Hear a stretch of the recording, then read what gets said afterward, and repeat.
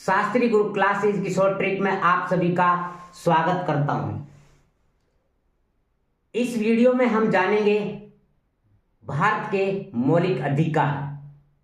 मानव के कौन कौन से मौलिक अधिकार हैं उनके बारे में शॉर्ट ट्रिक के माध्यम से जानेंगे। देखते हैं वो शॉर्ट ट्रिक कौन कौन सी है। तो यहां पर सबसे पहले हम बात करते हैं मौलिक अधिकार।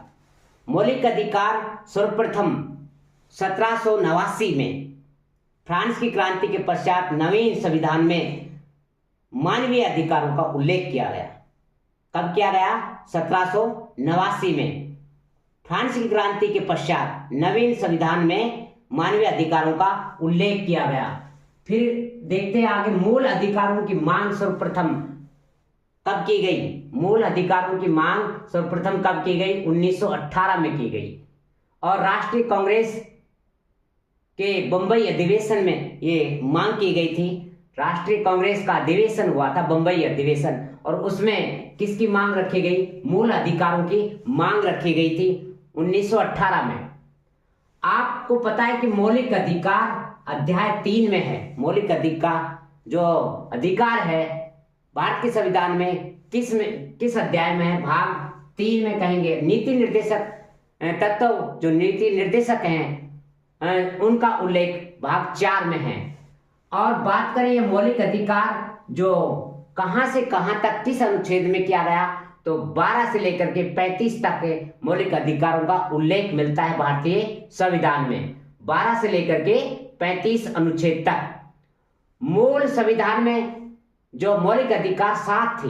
मूल संविधान में मौलिक अधिकार कितने थे? 7 थे। और 44वें संविधान संशोधन में संपत्ति का अधिकार समाप्त कर दिया गया।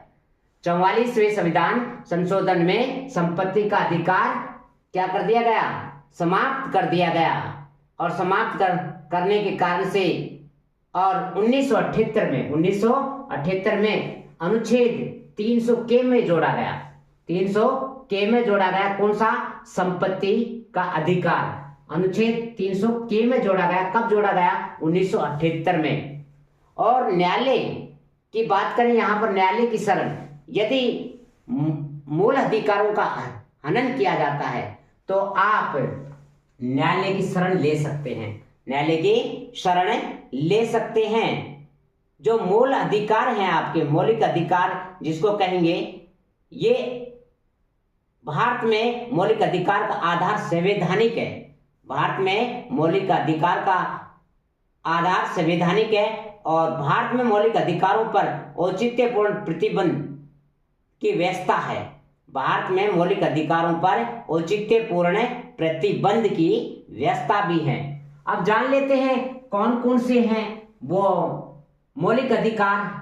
तो यहां पर एक छोटी सी ट्रिक है। तो समान तंत्र सौदा संस्कृति से उपचार। समान तंत्र सौदा संस्कृति से उपचार। समान का मतलब है समानता का अधिकार। समान का अर्थ क्या हुआ? समानता का अधिकार। समानता का अधिकार जो इसके ऊपर 5 लिखा हुआ है, तंत्र के ऊपर 4 लिखा हुआ है। तंत्र का अर्थ हुआ स्वतंत्रता का अधिकार।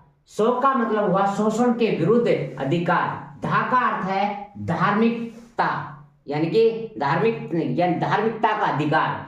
और संस्कृति का मतलब हुआ यहाँ पर संस्कृति एवं शिक्षा का अधिकार। संस्कृति एवं शिक्षा का अधिकार। स का अर्थ हुआ यहाँ पर संपत्ति का अधिकार। और उपचार का अर्थ हुआ संवैधानिक उपचारों का अधिकार। जानते हैं सबसे पहले समानता का अधिकार के ऊपर 5 है। 5 का मतलब यहाँ पर 14 से लेकर के 18 तक किसका है? समानता का अधिकार है। स्वतंत्रता का अधिकार का उल्लेख अनुच्छेद 19 से लेकर के 22 तक किया गया है। और यहाँ पर शोषण के विरुद्ध अधिकार 23 और 24 में किया गया है। धार्मिकता का जो उल्लेख 25 से 28 तक किया गया है। संस्कृति एवं शिक्षा का 29 और 30 में किया गया है। संपत्ति का अधिकार केवल 31 में था। और संवैधानिक उपचारों का जो अधिकार है वो 32 से लेकर के 35 तक किया गया है। तो जान लेते हैं आप इसमें सबसे पहले हम। तो यहां पर क्या है? सबसे पहले समानता का अधिकार आता है। समानता का अधिकार में 5 आएंगे। कौन कितने आएंगे? अनुच्छेद 5 अनुच्छेद आएंगे। यहां पर सबसे पहले ये याद करना है, विधि का भेद लो अस्पृश्यता की उपाधि। विधि का भेद लो अस्पृश्यता की उपाधि।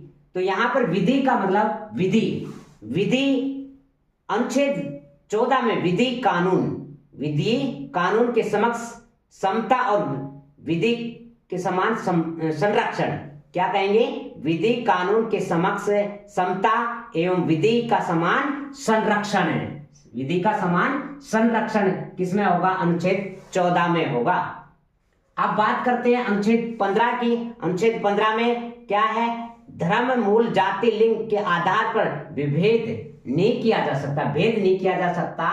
धर्म, जाति, लिंग के आधार पर किसी में भेद नहीं करेंगे। ये अनुच्छेद कौन सा कहता है? 15। लोक का अर्थ हुआ यहाँ पर लोक नियोजन में अवसर की समानता। सरकारी पदों में सभी को समानता मिलनी चाहिए। लोक नियोजन, लोक नियोजन में अवसर की समानता होनी चाहिए। अस्पृश्यता, अस्पृश्यता का अंत कर दिया गया और उपाधियों का भी अंत कर दिया गया अनुच्छेद 18 के तहत। और अस्पृश्यता का अंत किया गया अस्पृश्यता 17 यदि किसी के साथ में छुआछूत करते हो तो 17 में खतरा है। 17 अनुच्छेद क्या है? 17 बराबर खतरा। तो खतरा हो सकता है। अस्पृश्यता यानी छुआछूत नहीं करनी है अपने को। अस्पृश्यता का अंत कर दिया गया अनुच्छेद 17 में। अब बात करते हैं यहां पर दूसरे नंबर पर स्वतंत्रता। स्वतंत्रता का अधिकार क्या है? स्वतंत्रता का अधिकार है प्रेस से सूचना आई, प्रेस से सूचना आई, 2 जीने निःशुल्क बंद कर दो, 2 जीने निःशुल्क बंद कर दो। प्रेस से ये सूचना आ चुकी है। अब प्रेस से सूचना ये अनुच्छेद किसमें है? 19 में है। और दो का मतलब एक अपराध के लिए एक ही सजा मिलेगी, 2 सजा नहीं मिल सकती। और जीवन जीने की स्वतंत्रता, निःशुल्क एवं अनिवार्य शिक्षा और बंदीकरण। इस तरीके से यहां पर उल्लेख करते हैं। सबसे पहले आते हैं अनुच्छेद 19 में। यहां पर अनुच्छेद 19 की बात करें तो 19A में A4 बोलेंगे तो अभिव्यक्ति, अभिव्यक्ति रखने की स्वतंत्रता है। व्यक्ति अपने विचार और अभिव्यक्ति रख सकता है। यह स्वतंत्रता कौन दे रहा है? अनुच्छेद A दे रहा है। और अनुच्छेद B में बिना हथियारों से आप शांतिपूर्वक सभा का आयोजन कर सकते हैं। बिना हथियारों के, B फॉर बिना हथियारों से आप शांतिपूर्ण सभा का आयोजन करने की स्वतंत्रता दी गई है। यहां पर 19C फॉर बोलेंगे क्रिएटिविटी। यहां पर संघ बनाने की स्वतंत्रता भी दी गई है आपको। और 19D में देश के किसी भी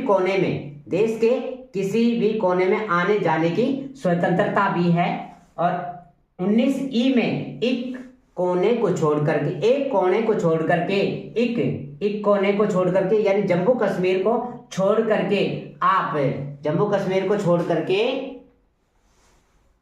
छोड़कर कहीं भी रह सकते हैं, ये स्वतंत्रता दी गई है आपको। और 19F में फैसला हुआ। क्या फैसला हुआ? F और फैसला हुआ संपत्ति का अधिकार 44वें संविधान संशोधन के तहत 1978 में हटा दिया गया और अनुच्छेद 300K में जोड़ा गया। अनुच्छेद 300K में जोड़ दिया गया। अब यहाँ पर 19G में है जीविका चलाने की स्वतंत्रता। जीविका चलाने की स्वतंत्रता दी गई। तो यहाँ पर याद रखेंगे A फॉर अभिव्यक्ति, B फॉर बिना, C for creativity, D for देश, E फॉर इक, F फॉर फैसला और G फॉर जीविका चलाने की स्वतंत्रता। अब बात करते हैं अनुच्छेद 20। एक अपराध एक सजा, एक अपराध पर एक सजा दो, एक अपराध पर एक सजा दी जाएगी। ये किसमें है? अनुच्छेद 20 में। यानी अपराधों के लिए 2 सिद्धि के संबंध में संरक्षण, अपराधों के लिए 2 सिद्धि के संबंध में संरक्षण किसमें है? 20 में है। अब 21 की बात करें। 21 में आता है प्राणदेहिक। इक बराबर प्राणदेहिक और जीवन जीने की स्वतंत्रता। जीवन जीने की स्वतंत्रता वो किसमें है? अनुच्छेद 21 में है। अब अनुच्छेद 21A में निःशुल्क अनिवार्य शिक्षा का प्रावधान किया गया और 86वां संविधान संशोधन 2002 में लाया गया। और ये जो निःशुल्क और अनिवार्य शिक्षा कब लागू की गई? 1 अप्रैल 2010 को लागू की गई। 1 अप्रैल 2010 को लागू की गई। और निःशुल्क और अनिवार्य शिक्षा 6 से 14 वर्ष तक के बच्चों को निःशुल्क अनिवार्य शिक्षा का प्रावधान लागू किया गया अनुच्छेद 21A में। बाल श्रम कानून 1986 में हुआ था। बाल श्रम कानून कब बना? 1986 में। लेकिन इससे पहले एक बचपन बचाओ आंदोलन चला। बचपन बचाओ आंदोलन चला 1980 में। और इस आंदोलन के जो जनक माने जाते हैं कैलाश सत्यार्थी माने जाते हैं। कैलाश सत्यार्थी। और कैलाश सत्यार्थी को 2014 में क्या दिया गया? शांति नोबेल पुरस्कार दिया गया। शांति नोबेल पुरस्कार कब दिया गया? 2014 में जाकर के दिया। और बचपन बचाओ आंदोलन कब शुरू किया? 1980 में किया था। 22 में है बंदीकरण की व्यवस्था में संरक्षण। बंदीकरण की अवस्था में संरक्षण। बंदीकरण की जो किया गया है किसमें? 22 में किया गया है। अब यहां पर बात करें कि बंदीकरण अवस्था में संरक्षण, यदि किसी व्यक्ति को मनमानी से हिरासत में ले लिया जाता है तो हिरासत में लेने का कारण बताना होगा, 24 घंटों में छोड़ना होगा और अपने पसंद के वकील से सलाह ले सकता है। किसमें? 22 अनुच्छेद 22 के तहत। अब बात करते हैं नंबर 3 पर। 3 पर आते हैं शोषण के विरुद्ध। शोषण के विरुद्ध क्या है? शोषण के विरुद्ध छाल बेसाब कारखानों में बाल, यानी कि छाल बेसाब कारखानों में बाल, यानी कि यहां पर एक कहा गया अनुच्छेद 23 के तहत छाली, कौन सी? छाली। यहां पर बेकार, सा का मतलब हुआ सागड़ी और बै का अर्थ हुआ बंधुआ प्रथा। छाली, बेकार, सागड़ी, बंधुआ प्रथा का अंत किया गया। मानव के दुर्व्यवहार और बलात् श्रम का प्रतिषेध है। मनुष्यों का क्रय विक्रय पर रोक है। बेकार प्रथा पर रोक है। और जरूरत पड़ने पर राष्ट्रीय सेवा के लिए बाध्य किया जा सकता है। ये जरूर लिखा गया कि भाई जरूरत पड़ने पर राष्ट्रीय सेवा के लिए बाध्य किया जा सकता है। और कारखानों में बाल, अनुच्छेद 24 कहता है कि कारखानों में जो 14 वर्ष तक की आयु के जो बच्चे होते हैं कारखानों या खानों पर काम नहीं कर सकते। 14 साल तक के बच्चे कहां पर नहीं कर सकते? कारखानों में और या खान जो जहां पर जान के लिए क्रिटिकल होता है वहां पर ये कार्य नहीं कर सकते 14 वर्ष तक के बच्चे। अब बात करते हैं प्रचार का। अगला आता है, यहां पर शोषण हो गया। अब आता है धार्मिकता का अधिकार। धार्मिकता की स्वतंत्रता के बारे में जान लेते हैं। प्रचार का प्रबंध करना, धार्मिक आयकर में धार्मिक शिक्षा नहीं देना। तो यहां जान लेते हैं प्रचार 25 हो गया, प्रबंध 26 हो गया और धार्मिक आयकर 27 हो गया। धार्मिक शिक्षा 28 अनुच्छेद में है। तो अनुच्छेद 25 को जानते हैं, अंतःकरण की स्वतंत्रता। कोई भी व्यक्ति किसी भी धर्म को मान सकता है। कोई भी व्यक्ति किसी धर्म का प्रचार प्रसार कर सकता है, मान सकता है। कोई भी धर्म का, यानी कि धार्मिक है ना, यहाँ पर धार्मिक यानी धर्म का प्रचार कर सकता है और धर्म का प्रबंध कर सकता है। धार्मिक आयकर यानी धार्मिक संप्रदाय की उन्नति कार्य में आयकर में छूट दी गई है। और धार्मिक शिक्षा किसी भी शिक्षण संस्थानों पर धार्मिक शिक्षा नहीं दी जाएगी। किसी भी शिक्षण संस्थान जो होंगे ना, शिक्षण संस्थान होंगे उसमें क्या नहीं दी जाएगी? धार्मिक शिक्षा नहीं दी जाएगी। दोबारा सुनना, धार्मिक शिक्षा भाई कोई भी धर्म को अपना सकता है और उस धर्म का प्रचार प्रसार कर सकता है अनुच्छेद 25 के तहत। और धर्म का सम्मेलन या ये कहें कि धार्मिक कार्यों का प्रबंध की स्वतंत्रता दी गई है। और यहाँ पर धार्मिक या धर्म को या धार्मिक संप्रदाय को आगे बढ़ाने के लिए आयकर में छूट दी गई है और धार्मिक शिक्षा किसी भी शिक्षण संस्थानों पर धार्मिक शिक्षा नहीं दी जा सकती अनुच्छेद 28 के तहत। अब बात करते हैं आगे संस्कृति एवं शिक्षा। संस्कृति एवं शिक्षा में क्या है, अलग वर्गों का हित, अलग वर्गों का हित के बारे में बात करेंगे। यहाँ अलग वर्गों के हित का संरक्षण अर्थात किसी भी व्यक्ति को जाति धर्म भाषा के आधार पर शिक्षण संस्थानों में शिक्षण के लिए नहीं रोका जा सकता। शिक्षण संस्थानों में शिक्षा के लिए किसी को भी नहीं रोका जा सकता। ये अनुच्छेद कौन सा कहता है, 29 कहता है। और शिक्षा संस्थान 30 यानी शिक्षा संस्थानों की स्थापना की जा सकती है और अल्पसंख्यक उसका संचालन भी कर सकते हैं। कोई भी शिक्षा संस्थान खोली जा सकती है, उसका संचालन अल्पसंख्यक कर सकते हैं। ये क्या है, संस्कृति एवं शिक्षा का अधिकार।